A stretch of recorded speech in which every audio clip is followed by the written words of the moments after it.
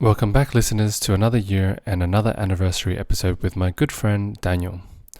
For those that are new, each year Daniel and I connect to reflect on our businesses, personal growth, and changes in our lives over the past 12 months.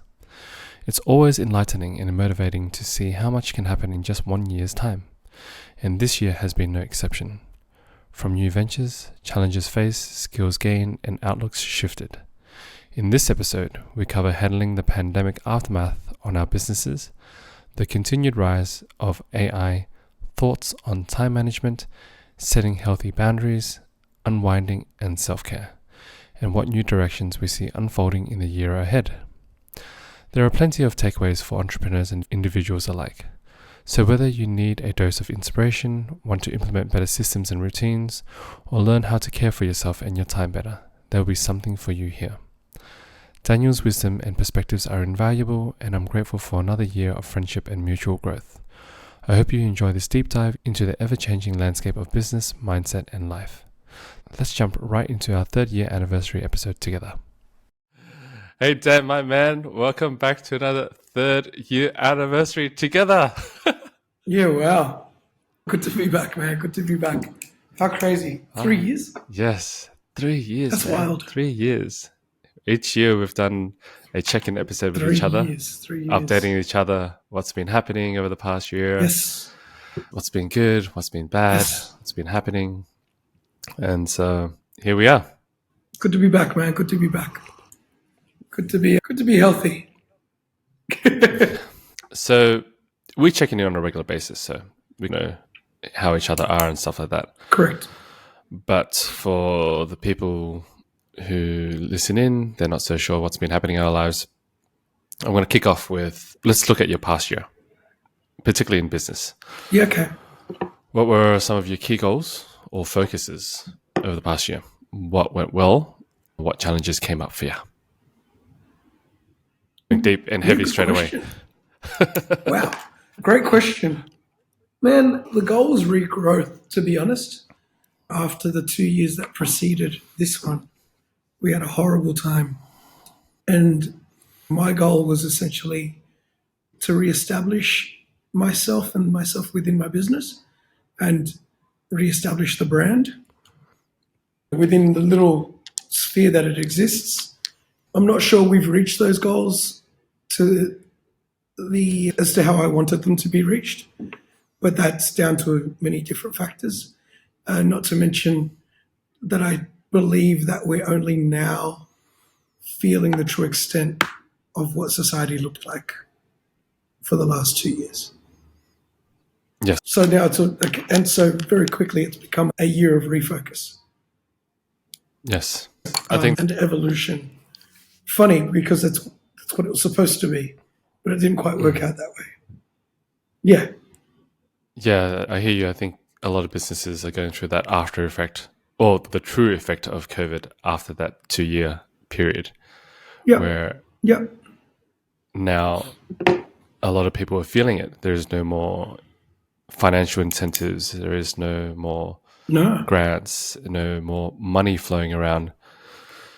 And with the rise in inflation and the cost of living going up and all of those things combined, it's making it pretty tough for businesses. Oh, I wouldn't say for Totally. everyone. I'm sure there's some that are doing well, but yeah, for you and I, it's been a challenging space. Yeah, I suspect service-based businesses are the ones that are doing it the toughest, right? Because most services are based on the trade of economy, which means you need people to do them. And to do that, you need space, be it logistically or physically. Yeah, so it is becoming a bit of a challenge, but it was interesting. I'd had this chat just yesterday or maybe the day before, and it is time for a paradigm shift. Society might not necessarily go back to the way that we know it in terms of people don't want to go back to the office, and fair. If they don't have to, they might never have to, but then that might just change the way all business works. Like, I had this conversation with somebody else just last week, and they were complaining about coffee. And I went, You're not allowed to complain about coffee because you don't want to drink coffee at the coffee shop. And they're like, yeah, but they take too long to make my order. I said, there's not 20 of you to be there to serve. So there'll only be one person serving. So you now need to be more patient. The conversation was quite interesting. Where they're like, oh, and they burnt my coffee. And I'm like, well, yeah, this person's now serving 15, not 20, and they're doing it on their own. The consumer no longer has a right to complain, as far as I'm concerned, because the consumer might not be doing their job on the other side. Now, that doesn't say we should be pumping out bad product. It does become a stretch, which I'm not sure that people that aren't in business understand. Yeah. Yeah. I agree. It's been challenging for a lot of businesses in terms of expenses. So a lot of people have had to cut back, and they've had to do it to make it work, because if you don't reduce your costs at the moment, you're going to go belly up. And reducing your staff and the way the flow of your workplace is and all of those things will impact service. But it has to be. There is no other choice right now. And I think the consumers have to understand that a bit more and be a bit more empathetic about, okay, man, times are tough for a lot of people, for themselves, for the businesses. So we all got to give each other a bit more love in a sense. Totally. And then that's that one, I don't want to feel like I'm hacking on the consumer, but also that same need that they have for service, we need to give to the worker. They're copying it. Being a bit more under the pump, not having as much resource available to them, not having as much time. We forget that the people serving are also people. And they're doing it just as tough because they need to pay electricity at home, they need to pay rent, or they have to pay mortgages, or they have to pay school fees and childcare and petrol and do groceries just like everybody else, right? It's not like just because people work in service that they're void to the responsibilities of life. They're just doing their job, right?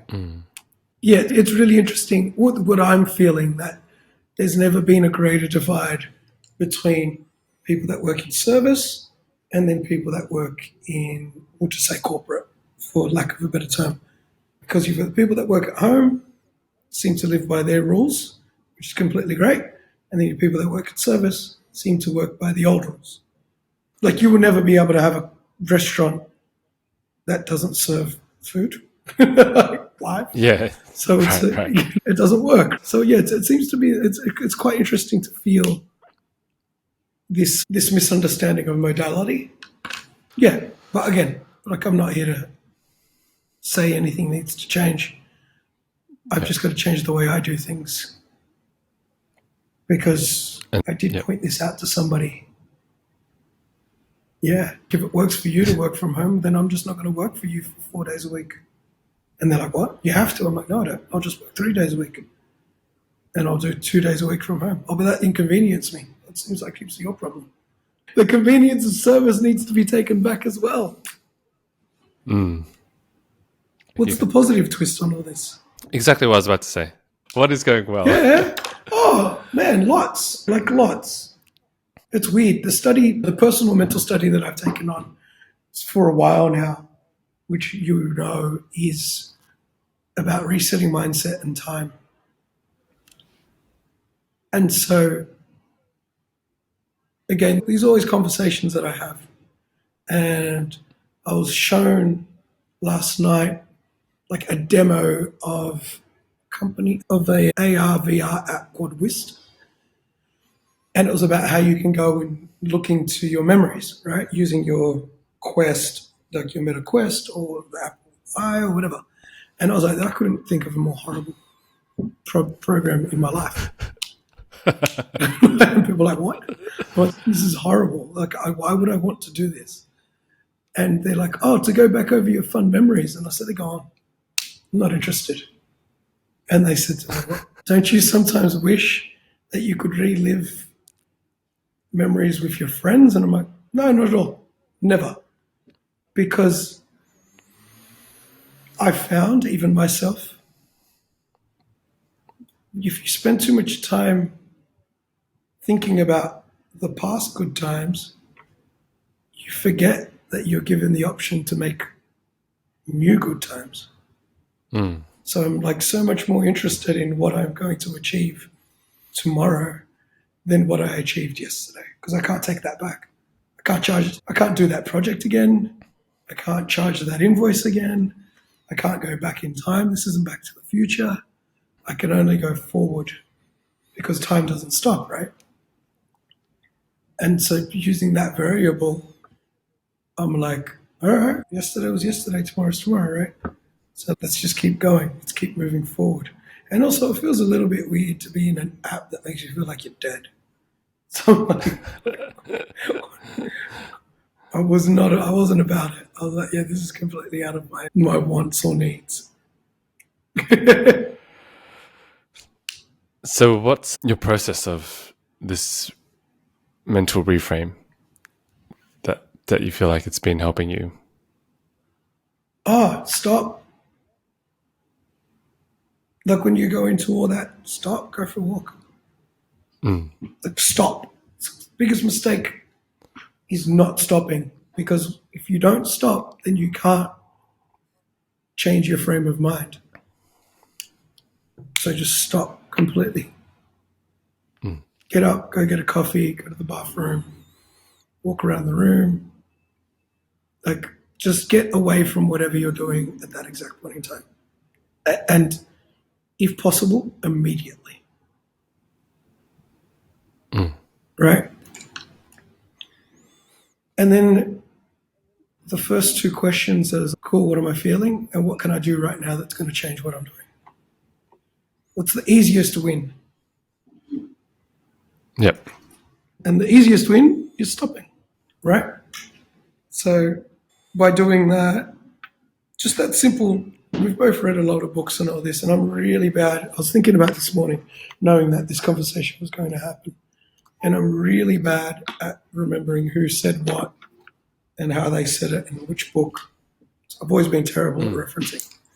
Like key point analyzing, the one common thread between everybody's frameworks is, and even old poets and artists, if nothing changes. Very simple concept. Yep. So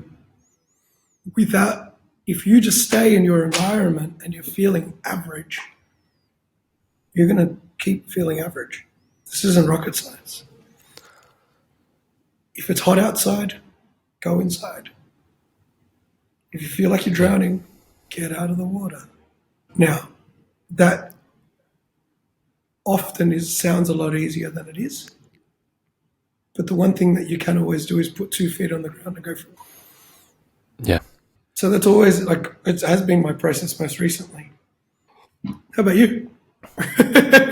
Me? What have been the key goals and focuses that you've been through in the past year? And what went well and what hasn't? Let me see. Last year, when we had this conversation, Yep. I had only pretty much just started up running the Mayflower St. Leonard's at the time.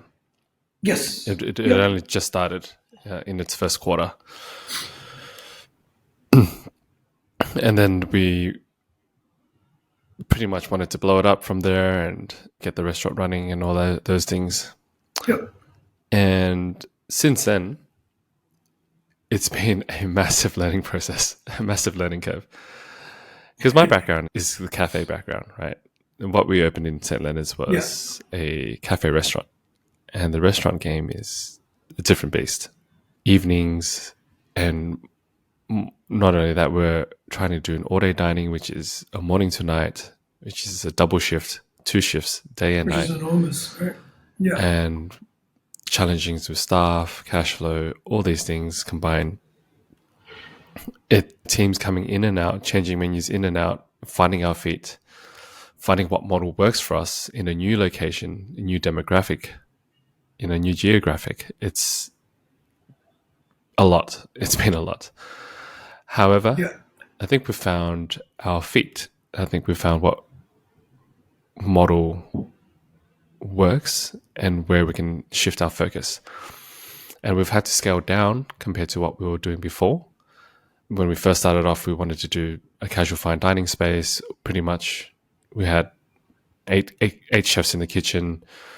We had plenty of staff on the floor, Yeah. bartender, bar back, all those things. And it wasn't received as well as we thought with the market. And then with the changing of our chefs and stuff like that, it made it even more challenging. So then we had to change what we had to offer each and every time that we had a change in chefs. But we finally got to a model where we can run lean enough when we need to. But when it gets busy, because it's a big space, pretty much you can sit over 120 people inside and outside, Yeah. we can scale up if we need to as well. So Okay. I think we found the spot where we need to be and how to run this operation. So in a sense, the focus over the past year for the Mayflower at least has been to find our feet and to keep it running. And that is now moving forward into the next year as well, to keep it running. Yeah. Wow. It's interesting. That's an interesting goal, considering it's like a prerequisite, right? Yeah. As you and I both know, there's heaps of businesses going belly up at the moment for lease signs everywhere. It's Everywhere. a tough time. So being able to stay in the game is a big deal, I think. Yeah. Yeah. And man, on that, it's time for a shift. Like it has to change. The mode of operation, like it's just different. We're not getting any help.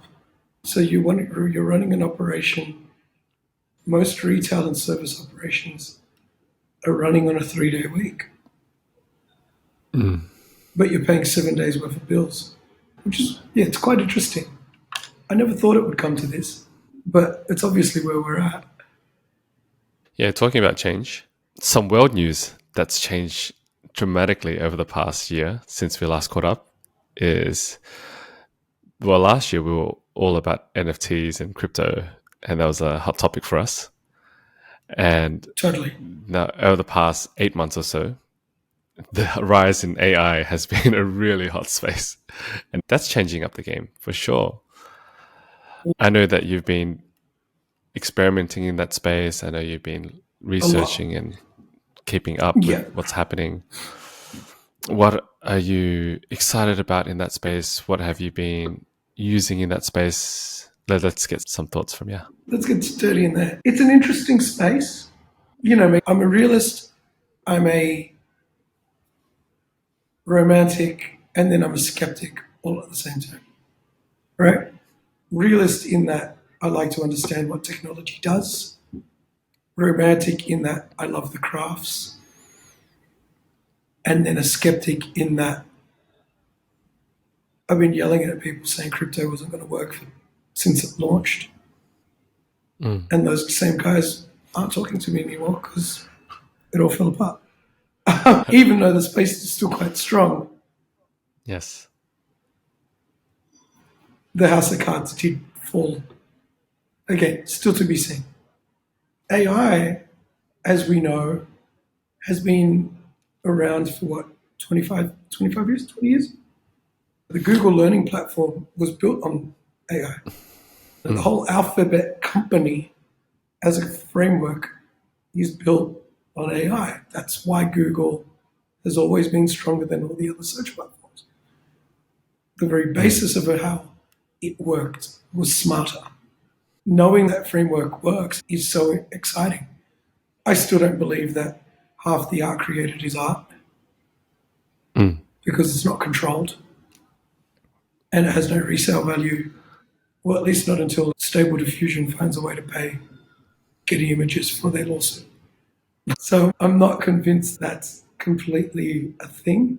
Using, like I know you've been using Claude, like using ChatGPT and ChatGPT 4, the speed in which you're able to create framework to anything is absurd.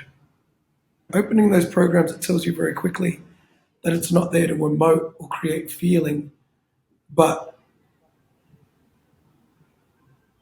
if you put in a framework and said, hey, I want a training program for my staff based around Shenzhou's art of war concepts, it can do that because it understands numbers and it understands data. Now, looking at ChatGPT 4 and the fact that you can start creating like pie charts using code, that's ridiculous. Yeah, so it's interesting. It's interesting to believe where it's going.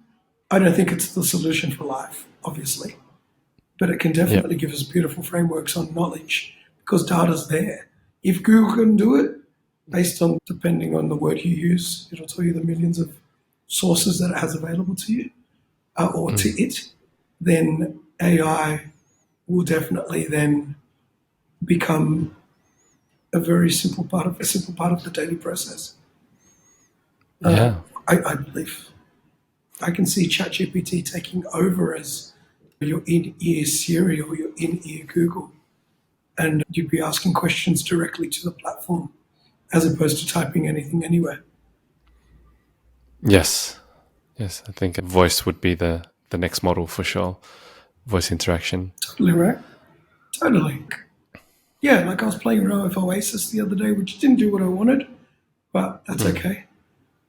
But the fact that you can voice note anything and then get it to decipher that and turn it into clip notes or turn it into a text message or turn it into tweets if you wanted it, that's a bit wild.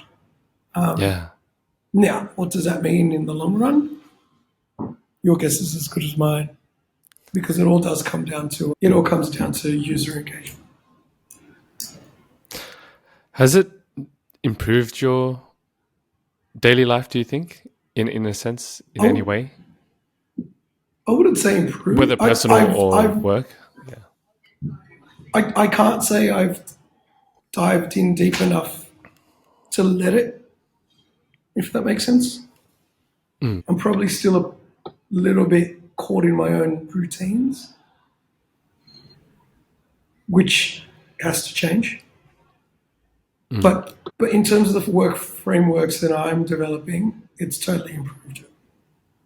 I've been trying to get a couple of projects off the ground for my businesses for years. So I decided to let chat do it, or at least start the project, and it created a base point. So now the project started, right? I no longer have an excuse. I think the thing that it will always lack is tone. Maybe not. Maybe we can train it down the line. But I'm still a stickler for sounding like me. And so until I can sound like me in text, then that'll always be my personal question, because otherwise we're all just writing with the same tone, right? Right. So you're mentioning you were using it to pretty much get some ideas rolling that you've always wanted to execute on. If you can share, what are some of these exciting projects or launches that you have planned? Oh man, we touched on this last year, and I've never believed it more. When it comes to business specifically, businesses are so caught up in selling based on their expertise that they forgot about their client, right? Now, the client, be it me, because I'm a client, to you, for example, or you, or the next person, all they need and all they want is to be educated, but they want to be educated on their terms. What I'm currently working on is what I'm personally calling emotional education, and finding ways to educate my clients in a way that doesn't make them feel like an idiot, because it's quite rude, and being sold to has never been more on the nose. So I'm working on a few just internal things on how to educate the user on terminology that exists in my industry, terminology that they can take away from my industry and use on their own because it's not exclusive to me, and methods and some of the madness, which is important so that they can educate themselves before they go into the process. Sometimes people come in here and I talk to them about wool because I'm a tailor, and in their head, all they can imagine is a woolly sheep, and that seems hot. How can we reframe that whole process? So when I'm talking about the cooling properties of wool, then we go in informed. So I'm working around, and what I call the ABCs of tailoring. But how do you, again, frame something as childlike as the ABC in a smart way? Because we're not dumb, we're adults. Yeah. So how are you planning to package this up? Is this going to be displayed in a video educational series format, or a blog post, or social media post, a combination of them? It's a combination of all. I think video makes up half, conversation makes up a bit, video reference, because we've never been like more engaged with our eyes. But one thing I believe is completely unfounded is that memory makes up a lot of our purchasing, right? Or we know that, right? But when I speak to you about color, there's no theory around this, but our memories are built on what we know in terms of color. But if I said to you, the color red's different to you than it is to me. But if I said to you, Heinz tomato sauce, there's only one. If I said to you, there's only one Heinz tomato sauce. There's only one Golden Arches yellow. There's only one, I don't know, insert color here. Blueberries, they all look the same, right? Pear green, Granny Smith apple green, Kermit the Frog green. All those colors, we know them. I've been framing my referencing to color around food to my clients, and that seems to work. Everyone knows what mashed potato cream looks like because it looks the same.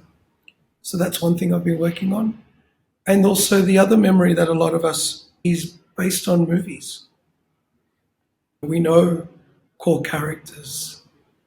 For the most part, most people know who the Walt Disney cricket is, and we know what he wears. For the most part, we can reference old actors because we know what they wore. So a lot of my framing's gone around memory, which is weird because I know I was rejecting that whole concept earlier with the chat about whist. But the senses, and I know you've done a lot of research around this, and retail does work around this a lot. The senses play such a big part as to what we know. Mm-hmm.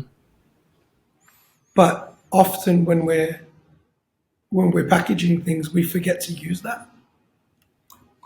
To me, it makes most sense because I like to believe that my offering is like delivering a menu as opposed to, as opposed I think to that's selling a product. it's a very smart way to go about it. I think using these universal associated memories that people have to describe and communicate what you're offering, I think is very valuable. It reminds me, have you ever watched a show called Billions? I have not. No. I've been told I should.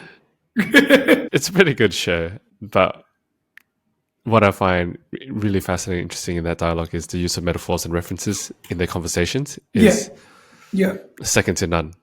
And it allows you to paint like a more detailed image when they're communicating through the use of that particular language. And I think, if you're able to communicate with that, but it like you said, it just creates a lot more detail in that person's mind that's more accurate to what they're to be expected. Yeah, okay. Yeah, that's right. Because you're setting precedent, right? Now, we got a problem if they don't know what we're talking about. Yes.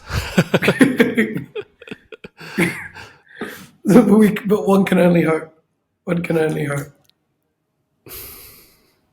That's It'd it. be really cool if I could package a smell like bacon and eggs into a video, but we're not quite there yet. Yeah, it's weird. Yeah, the whole conversation in my mind at the moment is based around the re-education of brand and person, and what does that look like? How do you experience buying as opposed to a shop selling? How do I swap that to the end user? How do we create a funner time for the person that's working with me? Also, that's because I don't like selling. So selling's such a yuck concept. However, in your line of work, it's a tailoring biz, so there's a lot of personal interaction and people coming in to connect with you and communicate with you. It's a Correct. it's a very, how do I say? Obviously, it's a service-based business, but the experience is there. No, it's a different experience Yeah. to I would dare say a lot of other businesses because there's a lot of personal touch. Just thinking about my experience personally with you in the past, it feels like you're connecting with someone on a much deeper level and them understanding you. Yeah. So I'd say Yeah. But what and you're doing is already quite experience based. yeah, I guess my question is, how do we take it to the next level? And how does the client take control of the system? How do they become more paramount in the success of the process? Not that I want to extract myself from the process, but yeah, is there a way to make this automated? It's not the right word, but if we are working in a space where people don't want to go back to work, right? Which is the problem statement, as in physically. Okay, so how do we get them to experience work without having to go back to work? Yeah. Those same people might be my clients and they don't necessarily want to come to the store in the initial. So how do we get them to do so down the line, but still have the same interaction and the same feedback? And is there a way to make it better? Like, is this whole concept of not having to be in front 2 or 3 times actually a better solution? I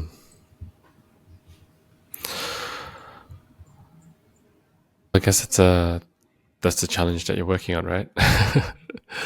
It's the Totally, code they're trying to totally. crack. Code to Yeah, crack. it's totally a me. It's totally a me problem. And maybe where I do say this often, maybe it's too big a question to ask, and maybe I don't have the answer. But Not yet. not yet. No, mate. I'm watching businesses around me, and again, everybody's concentrating on opening bigger, more. I couldn't think of anything worse. When we're talking about overconsumption, and businesses are trying to take over more, I'm like, what's wrong with you? Like, the inefficiency is already there. Make this easier for your consumer. Be nice to them. Don't make it more difficult. I don't know. I might be wrong. I've always been told I do think a little bit differently.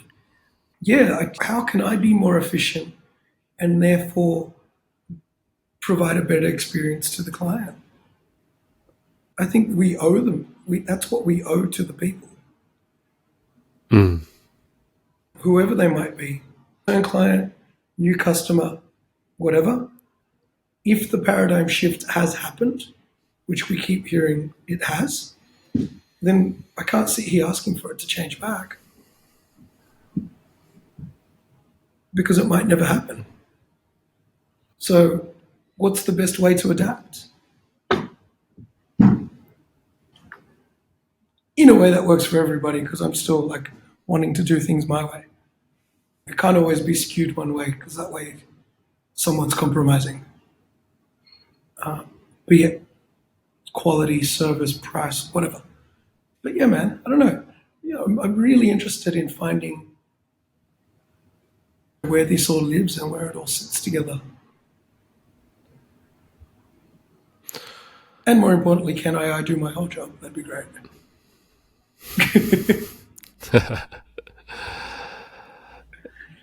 Yeah, it is a challenging new space that we're in. Trying to do things differently than the past because times are changing, right? And it's a new norm that we live in. And we just have to Totally. figure it as we go. Totally. Yeah, and with the rapid rise in so many different things, the whole landscape is going to look very differently in the next 1 or 2 years, let alone the next 5 years. Totally. Yeah. Like I know you've been using AI as a tool. My question is, well, same back to you. How are you finding it is changing your day to day? And you did mention last year we were talking about crypto and we we're talking about NFTs. Is there a risk that AI is just the next tech fad? I don't think AI is another tech fad. And for that matter, I don't think cryptos and NFTs are a tech fad either. Although in the Agreed. news it was. Correct. So that's better said. And with AI, like you said, it's been around for a long time. It's not like it's brand new. However, the user interface and the approachability and usability of ChatGPT made it more widespread, more mass adoption. And I think it's great. Although mass adoption in this sense is still not that mass adoption. It's just a lot more people are familiar with Yeah. it or starting to play around with it. I guess it's still not a huge percentage yet. But Sure, we're talking 2% of the world. I don't think it's going anywhere and it's only going to excel from here because it's already in its very early stage, has made quite an impact on the way people think and the way people learn and the way people do things, even at its very infant stage, which it is, I believe, at the moment. Yep. Yep. And so we haven't even really seen what it can really do. And personally, for me, I'm already super excited for what it is at the moment. And even if Yeah. learning, even if it didn't progress any more than it did from right now, it would already still continue to change lives and the environment Correct. and the way we do things. But it's not just, it hasn't stagnated. It's actually progressing at a compounded rate that we've never seen Yep. before. No, I don't think it's going anywhere at all. I think that's the reason why it's going to stay. In terms of daily use, it's I use it every day, Dad. I use it Yeah. every day. Every day I'm on it. Over the past 9 weeks now, I launched another newsletter called AI for Me and You. Yep. And all it is basically each week I write a blog post, record an audio, a little short walkthrough YouTube video about an AI application, whether it's in business or life. And I share it with people. And I do that because it forces me to experiment on a weekly. It forces me to research on the weekly. What's happening in this space? How is it useful? What can I do with it? What's worth sharing that's useful for the people? And because I'm positioned myself in that space, I've been learning more and more daily applications, from how can I apply it in my business? How can I apply it in my personal Yeah. Okay. life? How can I make my life easier? Or how can I make more money using this? All these things. Yeah. But I say it has completely changed the way I think about flows and work processes and writing, training, even in meetings. I remember I had a recent meeting, and I don't even know that I do this until the other person goes, "Holy crap, what just happened?" I had a meeting the other day with a possible collaborator for the business, and we were just thinking, oh, how can we collaborate? What ideas do we have? And I was like, you know what? A lot of the ideas we're coming up with are quite boring.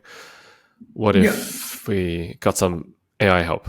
So, popped in their business link, got it to just digest and understand what their business is about, digested what the Mayflower is about, and then asked it for some ideas to collaborate on. And then it just listed out a Yeah. whole bunch of Wow. things. Which ones do you guys like? Which one do I like? Okay, let's hone in on 2 of the 3 of these points. Okay, now let's brainstorm together furthermore. All right, so using those 2, it goes, oh, you can do that. Oh, we can do that. Let's add this, let's add that. And ultimately, we come out with a much more better idea than than us two could ever come up with right at the beginning.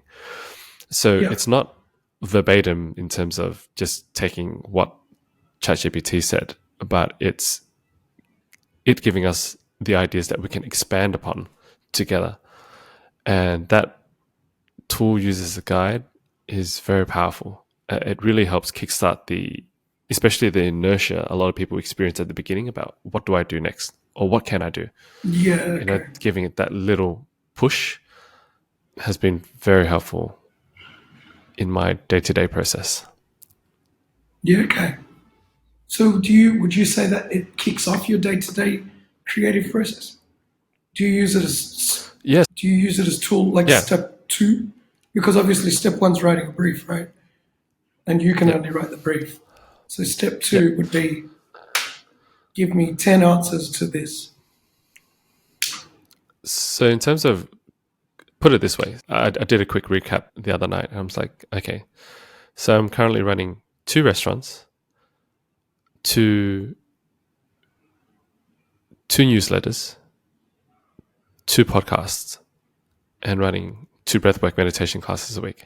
Just all in twos, right? Yep. So That's a lot. all of that, I thought about it, and every single one of them, I use AI in some shape or form. Like for example, with Yeah, the wow. restaurants, with ideas from training to replying to emails to outreaches, collaborating with my colleagues, I often get them to use GPT to help formulate something so that we don't have to sit around finalizing things. It's just got draft it up. This is what we need to do. Get it to draft it up. Let's review it. Okay, send, done. Yeah. Create these outreaches for these people. Get GPT to do the heavy lifting. We revise, send it out, done. With the podcast now, with a lot of the questions, I use GPT to do research on the person I'm interviewing.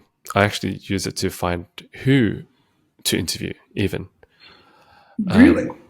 and then I'll narrow it down. Okay, those are the people I'm going to select. What are they about? What questions could I ask them? How can I add my own flair to it? So I then add my own taste and flavor to it. Then making it my own to ask. I use it in editing. All the editing afterwards is a lot of it's done through AI software as well. Yep. Same with the newsletters. Writing newsletters is, like you said, I come up with a brief. It does the main part of the writing. I refine, and then I click send. Even with the breathwork and meditation these days, I've been using it to come up with the part segment of some of the visualizations. Oh, really? Give me some visualization scripts that I can go through, and I'll select some and modify some and make it my own for part of the practice. Yep. Like one thing I haven't been able to do in the past as well, for example, when I'm doing the breathwork and meditation, one of the pieces I do is I curate every class now, depending on how people are Yeah, feeling. okay. Before they start the class, I ask them to write down one word of how they're feeling. And through that, I'm able to curate the class particularly for that room.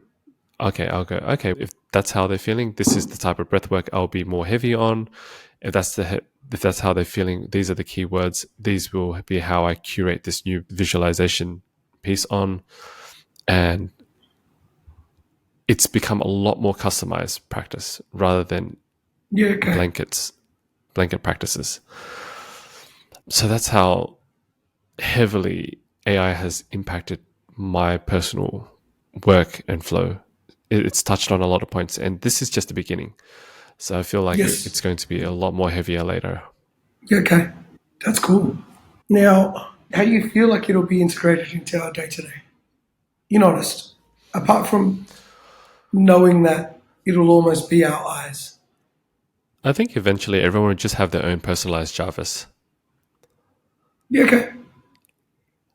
trained on That's their data, their model, their view, because then it's basically a customized AI personal assistant to help you do things that you need to get done.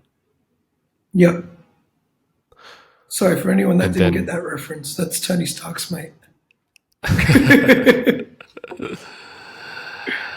and otherwise, businesses and stuff would go for particularly tuned models as consultants if they need work done. And they would hire an AI consultant in a sense to help them do more specific things when they need to niche in. Yeah, which would make sense. Now, I think we touched on this. For years, social media has been the the driver of all life. Anyone that says they don't use social media is lying because you kind of have to, right? Even the fact that you're not using social media means that you're using social media by pure virtue of extraction. Do you think there will be like an extra person to hire?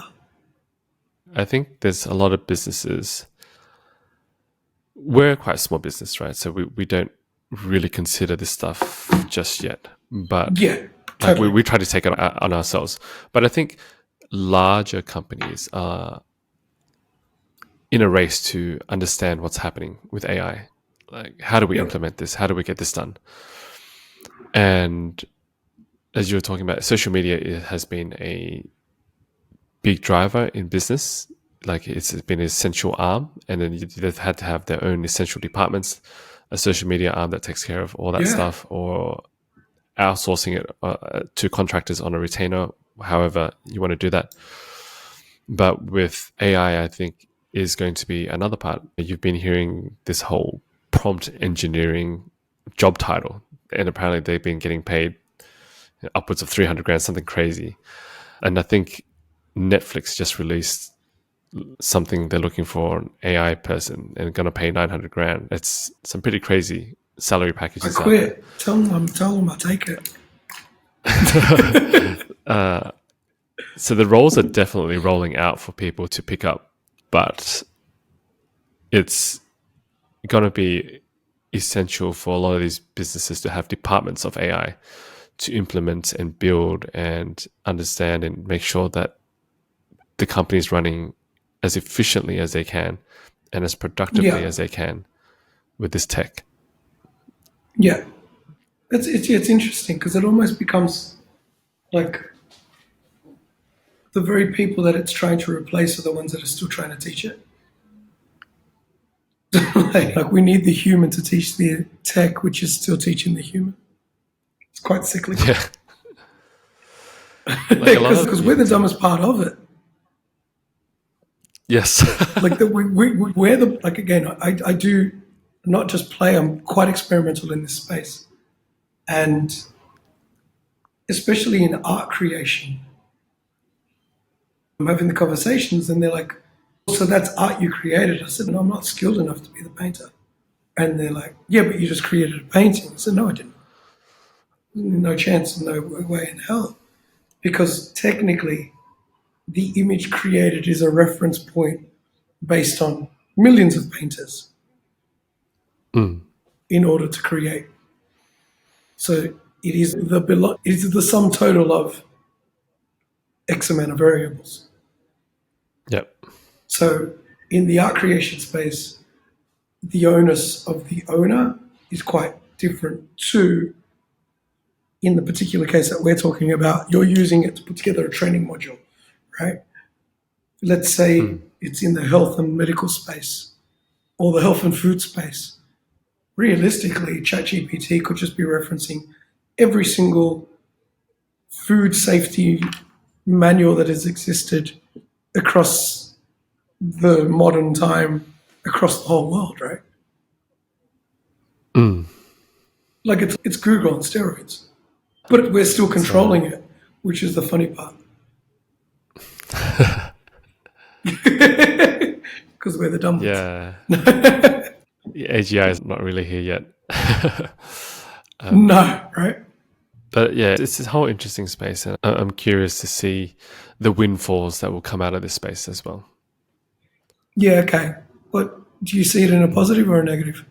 Positive, positive. Like Yeah, a lot of big companies now have frozen hiring. They're just basically keeping their current workforce and retraining them how to use AI so that they can become more yeah, okay. efficient and produce more with the same amount of workforce. And Yeah, this is on top of them laying off thousands of staff already, some of these big companies, totally, totally. because now they know they can do more with less and they don't Of need that course. many people. Does that mean we need to become more skilled in what we do? Depending on what industry you're in, I can't imagine an industry that is not going to be impacted by it, but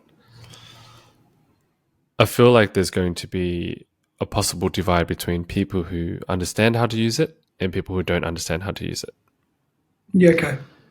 And if you're looking for work and you're going into an industry where they use it heavily, which I think a lot of industries will, who do you think they're going to hire? A person who has no idea about it or is being ignorant to it, or a person who knows how to leverage it to produce more work? Yeah, okay. It's a it's an easy pick in that sense. Yeah. So does that mean that just in general, it was just us, all of us, just need to become more tech savvy?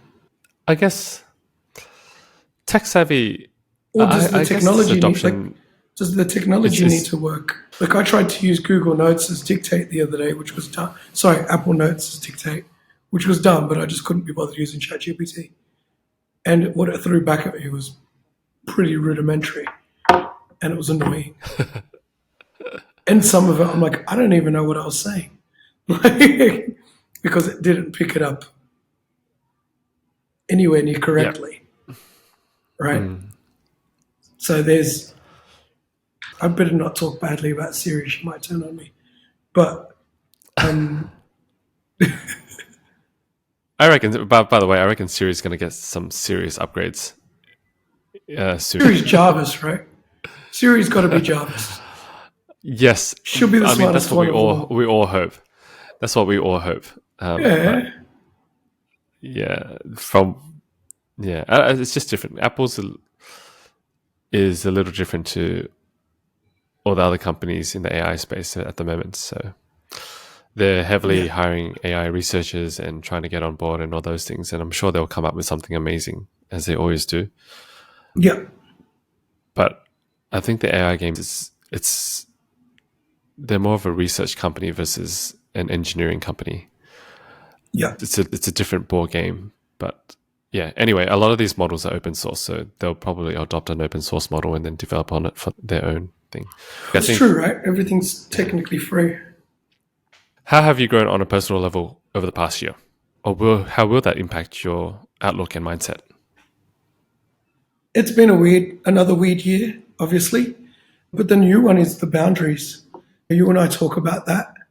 Yeah, for years, people say you need to learn when to say no. I still think that's a little bit of horseshit, for lack of a better term. because I'm always predisposed to help. But it's about how I say yes. Mm. Yeah, the learning when to say no, that sounds like some guru noise to me. But I trained it now to how I say yes. And that's become enormous because it's yes on my time. Because it's still a yes answer. People know to ask me things because I'm going to react positively because it's what I'm here to do. It's what I'm good at. I like to help. I like to be of service. I like to assist. I believe it's one of our roles as humans. But I'll be like, cool, I'll do that in 3 days, or I'll do that in a week, or I'll do that during this time. That's essentially been the biggest thing that's changed for me. Now, and why that's going to change or how it's changing my future is in the same way. Like, I constantly talk about life as a business, but I've been doing this for a long time. Understanding your value doesn't necessarily mean a monetary thing and doesn't also necessarily mean it's an ego-driven thing, but sometimes it's making people understand your value to yourself. Right? Now, stern no's don't help anybody. The word itself is so negative that nothing positive can come from it. But a measured yes is way more developing, positive in its framing, and impactful to any situation. That's something I've spent pretty much the last 12 months looking at. That also came from wasting a lot of time, or realize I've been wasting a lot of time trying to put those two things together. What I say yes to, at what time, and how much time I spend doing that. Yeah. A yes man with a schedule. Mate, it's pretty much it. I am a yes man because I love having projects on. I don't know how not to have a project on. I genuinely don't. And some people are like, oh, that's a little bit ADD, or that's your OCD. And I'm like, oh, until those things are diagnosed, you're all a bunch of losers. Stop Google diagnosing because you think you're neat. Shut up. The truth is, I'm just like, man, I like to be busy. I enjoy it. It's part of my life. It's fun. If I can make time for somebody's project, I'll do it. But I also run 2 businesses. I'm involved in multiple projects. So my time's busy. And unless it's fulfilled in a positive way, I just don't think you should be doing it. Like, just me, you, anybody. Like, if value is not being bought, then what are you doing it for? And sometimes that value is resetting. Sometimes that value is a glass of wine. Sometimes that value is a useless chat. But being more deliberate with time, considering we're running out of it, it's never been more important. It's becoming more and more important to me. But that's also coming from a person that's been extremely frivolous with time. I've wasted so much time over my life. I'll be the first person to put my hand up and admit to that. So now it's about being more deliberate with it. And the beautiful thing is that you can choose when to change. And if you choose to change right now, then that's great. Again, if nothing changes, unless I make that deliberate choice now, then nothing's going to change. And then I'll be having this chat to you next year and I'll be pissed off about wasting time. But yeah, it's interesting. Do you track your time besides the calendar way? Are you one of those guys that lists down what they do by the hour or anything like that? Or Kevin, if I tracked my time if I audited my time, I'd probably have a nervous breakdown.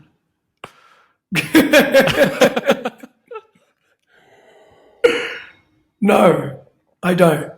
I'm the worst at it. But hey, for all our listeners out there, because I know you do, because you're really good at it. what would be a tool I should use? Because I'm going to download it like now. No, I don't use any fancy tools, Dan. It's just Okay. literally Apple Notes and Excel sheets. I'm a freak when it comes to this, and I don't even know if I want to share this publicly. Everyone's going to be thinking like, Kev, No, you're this is just great. nut. You're an absolute nut. Holy cow. Well, so you what? Okay, you track time to how long? Okay. So my process is the night before, I always plan out the next day. Okay. I don't track the time and go, okay, from 9 to 10, I'm doing this. From 10 to 11, I'm doing this, or anything like that. I'll just go, okay, morning routine, Yeah. podcast recording with Dan, Mayflower stuff, errands, go pick up this meeting. That's got to happen.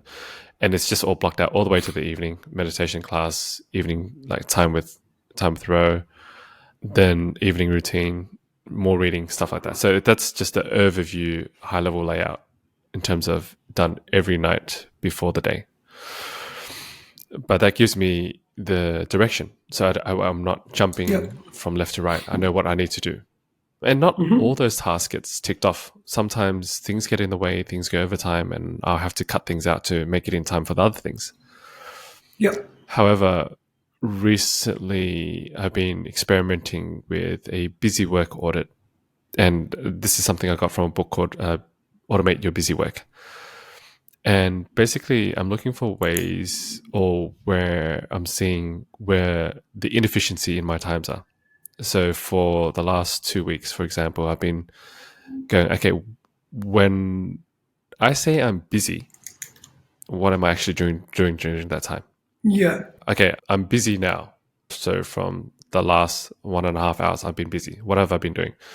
Setting up the questions with Dan, setting up my podcast setup, then connecting with Dan, and then pack everything up. So that's going to be over the last 1.5 hours, for example.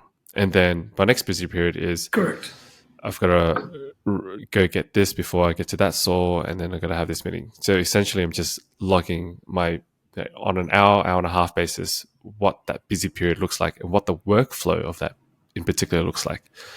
Because what I'm trying to understand is how much time is wasted on doing things that I could have done it differently. Okay. And it's just shedding light, like just putting spotlights on those areas of my workflow Beautiful. that I can improve and make more efficient. And then at the end of every day, I do what I think I might have mentioned this in the last year as well. I do what a JC log. And the JC log, I call it JC log because this comes from Jim Collins, from the author of Good to Great. Yeah. And the date, I put the date and then what I've done in that day, which I pretty much copy and paste from the list I did the night From your before. to-do list. But then from my to-do list, but I've updated it as the day goes. How I felt that day in terms -2 being the end of the world, -1 shit day, 0 neutral, 1 good day, 2 great day. And so I can see how those activities impact how I feel that day. I logged the amount of creative hours as well. Yeah. Okay. And then, okay, how much hours I put in for creative hours, how much hours I'm spending with loved ones and family. What I measure that as well in terms of how many hours I put towards that.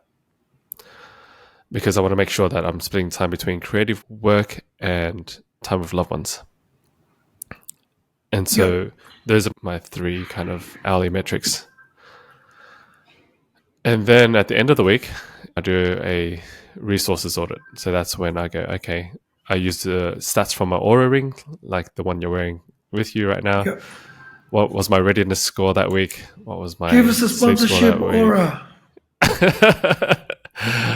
And how many hours did I do of work that week? How many creative hours did I do that week? And how many hours did I spend with family and loved ones that week?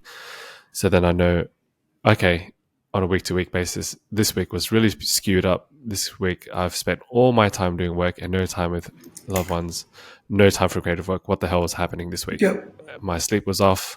My readiness levels were off.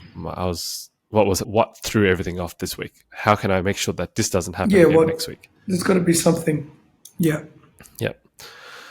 And in a high level overview nutshell, that's what my tracking looks like. You're a freak. It's not for everyone, put it that way, for sure. Yeah, but it's a good way to keep things on track, right? Because otherwise you end up like It works me. for me, yeah. Yeah, you end up like me where all your time just goes everywhere. And then you're like, I don't even know what I did for this month. Even though all the work gets done. Yeah, it's just different approaches, right? There is no right, wrong. It's just No. one particular style that I'm attracted to, more about efficiency and how I can do things differently. I just don't trust myself in a way to do like this and that and not think about it. I feel like all this recording helps me reflect in a sense. Yep. I agree more. That's why I asked. It's a realization I've made like very holistically, like over the weekend. And I'm like, time for a new change. Let's talk about some things outside of work related. What are some new skills or any challenges you've taken on unrelated to work? I read this question and I don't do that. So I don't do anything unrelated to work. This is not what I do. Yeah, it's so weird. Like my whole life is designed. Someone asked me what my hobbies were, and I'm like, hobbies? I'm not saying. All right, I'll shift the question. Yeah. Or do you want to have a crack at it? Please, no, I'll have half a crack at it. No, because like AI is fun to me, like the image creation, but because I'm a creative, it's what I do. Yeah. But it's almost impossible for me not to end up relating it back to work. Yeah. I hear you. I don't woodwork. I don't cook. Like, I don't understand these concepts because when we're talking about the efficiencies of life, it's all about, I'm probably like, I don't understand work-life balance. It's something I genuinely can't get through my head. Like for years, I've spoken to people about it, multiple business owners. People are like, what do you do for, I don't know, go to the gym? People are like, what are you reading? And I'm like, this based on this. But it all relates to work because I'm the work. The creative practice is me. So all skills point to being a better me. I've said this for years. At my end of days, I just want to be a holistic creative. Yeah. That's the end. The joy is in the creation. Yeah. Totally. And it does get a bit testing because people are like, do you always think about work? I'm like, yeah, pretty much. That's why we get along. Totally. But then my same question is, what the hell do you think's paying for dinner tonight? Like, one hand feeds the other. But I don't know. I like drinking cocktails. Is that a hobby? Well, that's part of the next question. What is something that makes you really happy outside of work? Is that a cocktail? A good cocktail. Oh, I will chase. What's your favorite cocktail? Oh man, I will chase a gin dry martini with a twist to the end of the earth.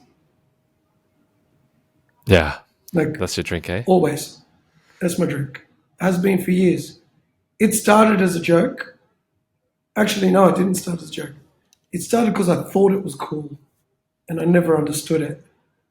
And now, as the years progress, it is my cocktail of choice. Yeah, I'll chase one of those to the end of days.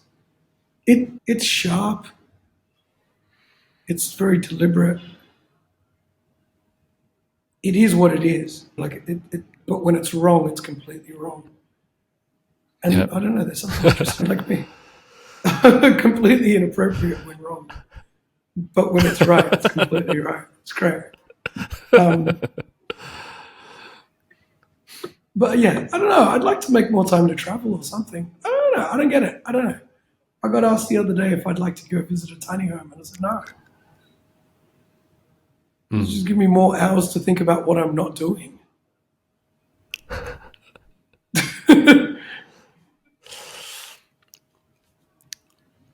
Sometimes creating the space, though, it gives you the room to come up with solutions, Correct. or it just gives you more room to tackle. For me, at least, it gives me space to think about challenges that I'm facing. It's okay. How am I going to come up with stuff? How am I going to do things differently? Because when I'm in the work and I'm busy, I don't get the space, the mental space to come up with things all the time. I feel like sometimes it helps to just get away. Yeah. No, you're 1 billion% correct. But it's where do I find that time? Again, this is why this thing, tracking time. We're like, be better at it. Tail end of the recording now, Dan. Just probably 2 more questions, and then we'll cap it off. Perfect. Before our listeners fall asleep, which they probably already have. I'm sure you'll make this all nice and neat. I'm going to ask this one because I think a lot of people are wanting something like this at the moment. What is your favorite way to unwind and practice self-care? Oh, okay. Good question. And I wonder if that's changed compared to last year. My favorite way to unwind at the moment is to walk home from wherever I am. Like, at the moment. It doesn't matter where I am, as long as I'm within walking distance, of course, which generally would be in my brain. Anywhere longer than an hour is not walking distance. Yep. Right? But at the moment, that's my favorite way to unwind. I'll pick something to listen to, and I'll just head home. Yeah. It gives me enough time to clear my mind. The routine in the walk, because there's not many ways that I can walk home, sets mental notes and mental space where my brain needs to be before I get to my house. Yeah. Yeah. That seems to be the best way that works at the moment. Otherwise, I work out. Like, I'm not working out as heavy and as much as I'd like to at the moment. Probably only getting about 3 or 4 sessions in a week. That's pretty decent. I find that helps. Yeah. By my standards. By old standards. Sorry, better said. Here we go. Hobbies. I recently started playing video game again. I give myself an hour every 2 days. I'm playing Diablo. Which game? It's great. Diablo. Great game. I have no idea what number it's up to at the moment. Yeah, it's at 4. It's at 4. I got told to buy the new one. So I'm playing that if I've got to spend 45 minutes. Yeah. Nothing more than an hour and no consecutive days. Because then we're just wasting time. Like, I'm very conscious that I've got things to do. But running around mindlessly slaying other people, it's great. And then the old one, Kev, man, like the same one as we always speak about, stopping just before going to bed. Picking up a book, reading 15 pages, going to bed. Whatever it is, I think the biggest thing, we alluded to it at the start. For many years, I think where I failed in the unwind and all that is that I was putting so much pressure on it. And about for me, having too much routine is not great. It just doesn't work, right? Yeah. So I was trying to change myself, and it just wasn't working. And then I'd fail, and when I'd fail miserably, and then I'd reset after 2 or 3 months, and then I'd go back to this routine, and then again fail and fail miserably, and then so on and so forth. Now it's about finding time to stop. And I'm the world's worst sleeper. Yeah, like last night, I said, you know what? Played a little bit of video games after doing some work. I was nodding off whilst doing the work. So I said, okay, stop, go to bed, pick it up in the morning. And yeah, I just stopped. went to bed, lay there for about 20 minutes, relaxed, didn't do anything. How to think about the day, how to think about what I want to achieve today, how to think about what I was going to talk to you about. Already had a bit of that mentally in my brain, even though I knew where the questions might be going. And doing that, I think the pressure to have it all worked out is becoming more and more, be it the best holistic life, be it the best morning or night routine, be it the best diet or the best work structure or the best of whatever. But the beauty of what we have as people is a little bit of dynamic thought, right? So I'm a little bit hybrid with it all, where one day I'll choose that and then the next day I'll choose that. You know, sometimes it's 11 p.m. and I can't go to bed. I put my training gear on and I go to the gym. That's a lot of people, that's absurd. I'll get home from the gym at 1:45 in the morning. Have a shower, go to bed. Like, Yeah. but again, that just works for me because I'm a bit weird that way. Who is someone that has had a positive impact on you in the past year, personally or professionally? Good question. You're always a big one there because we do chat a lot. I promise I wasn't fishing for that. Sure. No, we do get to talk and we touch base a lot because we share a lot of likes. Then I've got a friend, Dave Katage. I'm going to introduce you to him. You should talk to him in terms of the AI space. And actually, you should probably interview him for your podcast. Dave Katage is a friend, filmmaker, first and foremost, but he does a lot of framework training and work in the NLP space. So, yeah, that guy's a bit of a freak when it comes to that kind of thing. And so we talk a lot based on efficiencies of work and launch frameworks and prompt writing and just general business ideas. I'm also not on the how to do business because we run very different practices, but just in the efficiencies and thoughts and getting out of negative space.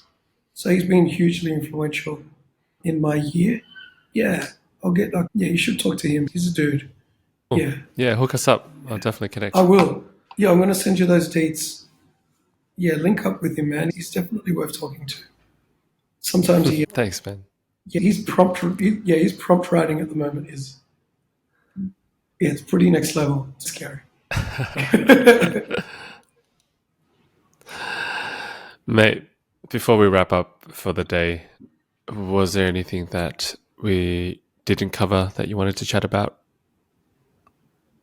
Yeah. Personally, I've been in this really interesting mental space where everything's based on mindset and time space. So, yeah, dude, I think we covered that enough. Obviously, this is an ongoing concept and the way of living. I don't know. It's just like telling everybody to keep having a good time. Stop not having fun.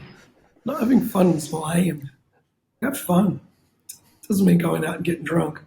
Have a good ass time doing it. I don't know. I wish I should eat more I keep thinking to myself, I need to eat more cupcakes or cheesecake or something. Just got this weird idea that having fun means cupcakes. And I don't know why, and I don't know where that comes from. But we will pick this conversation up because it'll be my turn to interview you next time. I know the listeners, whilst they do listen to you, yeah, you've got a lot to teach everybody. Sometimes you don't tell us enough. Or you don't tell them enough because you're spending too much time interviewing people. That's part of being a podcaster. But look, we are going to do our 4th year anniversary next year. We'll check in. We've got to do the follow-up. Next year for sure. And so some last words. Yeah. Make a call so that next year it's going to happen. What's your call? Ooh. As in me, for me? Yeah, for you, or you can call it on something else, some prediction, anything you want to do, and we'll revisit it next year and see if it happened. Oh, I'm not. Oh man, I'm not profound enough to freaking talk about that kind of stuff. I'm a reactive. I'm a reactive societal technologist. I keep abreast of what's happening and I move with it if I choose. Oh, that's a big question. That's a good one. You make a call first, and then I'll freaking follow up. All right. Okay, I'll call this. All right. This time next year, when I release this podcast, we're going to be speaking in Chinese and Spanish and all different languages. Okay. It's going to be released in more than 5 different languages. The same podcast in our tone of voice. I'll call that. Yeah, cool. That'll be cool. Yeah. Okay. Oh, here we Imagine go. that. That'll be wild. Next year, we won't be sitting in the same place as we are today, making the call. Yes. I'm not quite sure what that looks like, but I feel like there's going to be a change of space. For me, definitely. However, this background is going to look the same. I'm just going to take this with me wherever we go. Just that one guy. I like it. I like it. But yeah. Was that soundboard thing from... Exciting times. It is. Yeah. That's it. The canvas. Yeah, the canvas. That's right. Canvas. Thought so. Lovely, as always. Much love to you, buddy. Thank you for your time. I know that you're a busy guy, and so I always appreciate when you say yes to these things, and I don't take it for granted. Thank you. No, that's what we're here for, man. And yeah, I'll send some notes. I will send you Dave's details, and we'll pick this up. We'll pick this chat up in the next couple of days anyways. No worries. Take care, my friend. Thanks for your time, brother. Thanks for tuning in, everyone. I hope you enjoyed the show. All the links to the show notes will be available at kevinleesocial.com, spelled Kevinly. Conversely, if you have any interviews that you'd love to recommend, please send it over to kevinleesocial@gmail.com. I'd love to connect. Thank you. Until the next episode.